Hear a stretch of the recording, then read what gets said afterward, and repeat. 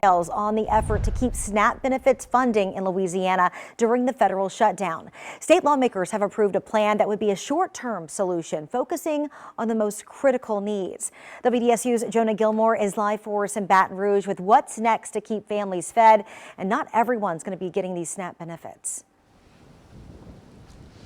Yeah, Randy, you said it right there. This measure will only provide SNAP benefits for some recipients in the state, and others will have to find alternatives as those benefits and cards will not be loaded come November 1st. Now, of the nearly 800,000 Louisianans who receive SNAP benefits, those who are considered most vulnerable will see those cards loaded in a few days. Now, according to the governor, those people are the who qualify under that most vulnerable category are elderly, disabled, or families with children. The governor says those people were the priority, and there was bipartisan support to provide the funding.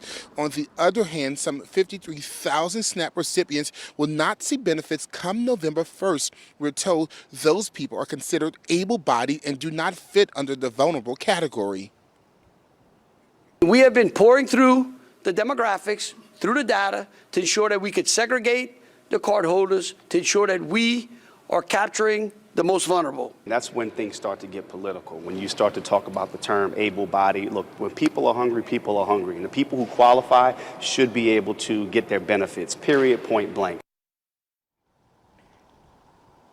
And again, those people who are considered vulnerable are the elderly, disabled, and families with children. We're told those cards will be loaded starting November 1st, and they will be loaded over the first 4 days of the month. As for those people who would not get benefits come November 1st, the governor is saying that they should turn to places like food banks again. But we know food banks are already in a dire need as USDA funding was slashed. The governor said he will have another update come tomorrow. Reporting live in Baton Rouge, Jonah Gilmore, WDSU News. And Jonah, of those people who are not getting the funding, look at this, 53,000 people.